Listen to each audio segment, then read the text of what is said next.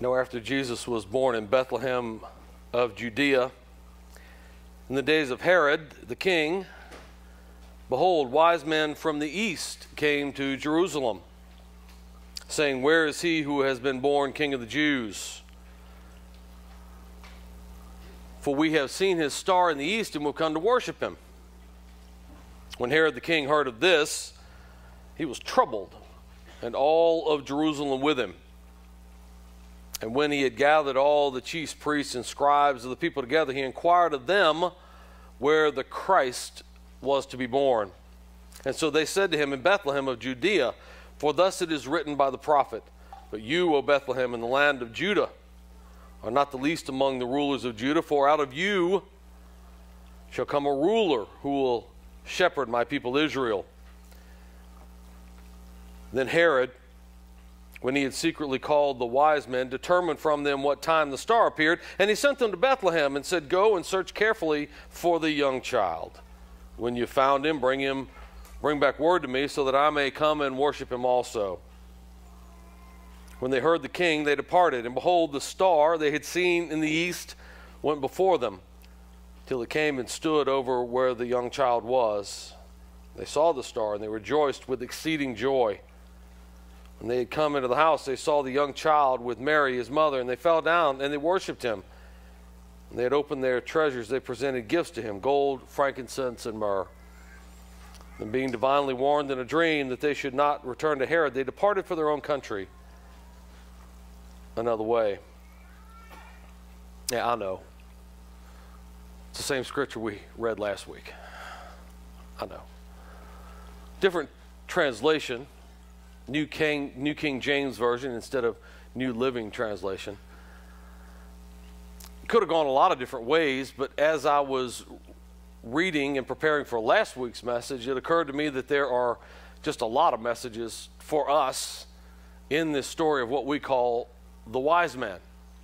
Now, we've assumed that there were three of them, right?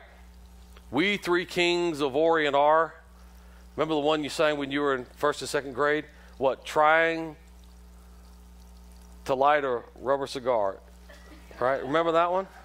No? It was loaded and exploded. Yeah, I know. We don't really know how many there were. There may have been two. It says wise men, so we know that there were more than one. May have been 2 or 200. We don't really know, do we? We know that, as we said before, they were probably wealthy. They were probably stargazers. They were probably astrologers.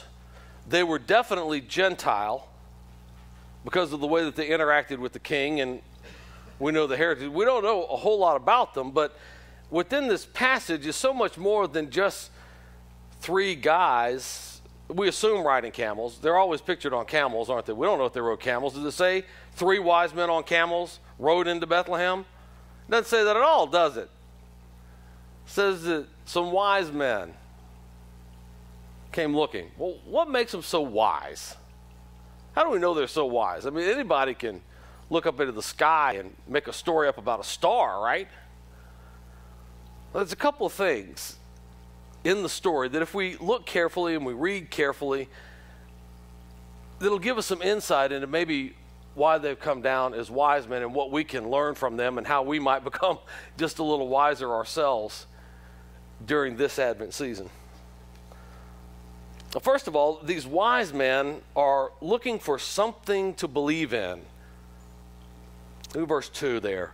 Where is he who has been born King of the Jews? Where is he? They're seeking. They're searching. Who is born King of the Jews? Where is this guy? Remember, these are wealthy men. Not only did they bring expensive gifts, gold, frankincense, and myrrh. That much we know, right?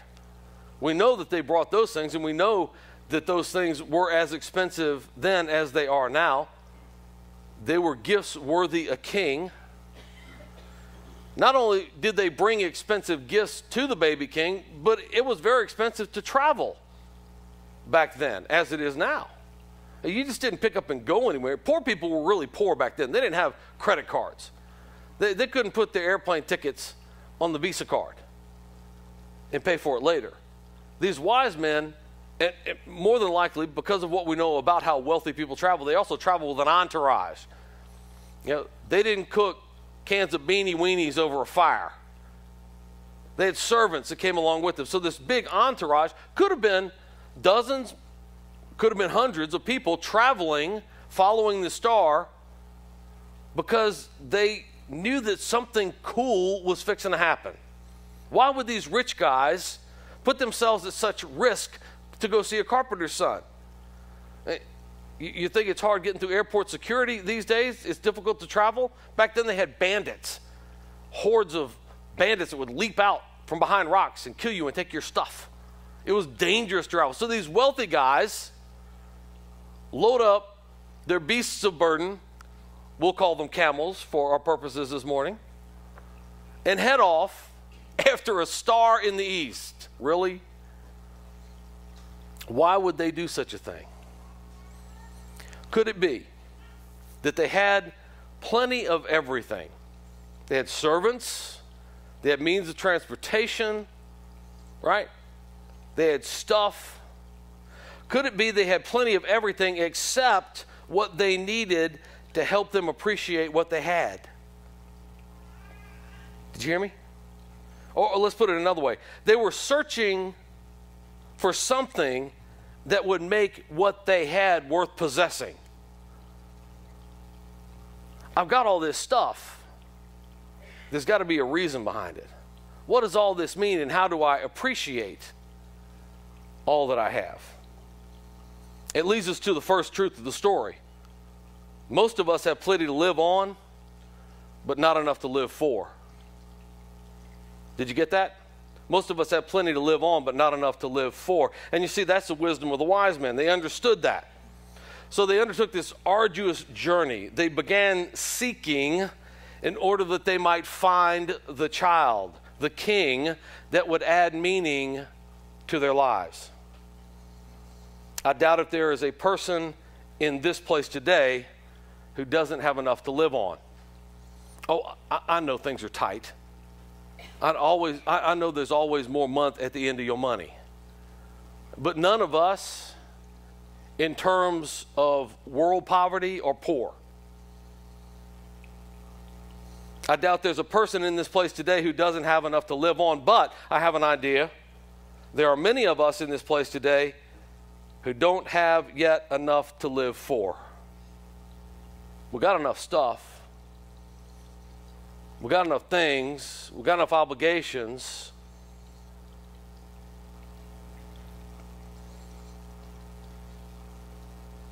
What we live on is not nearly as important as what we live for.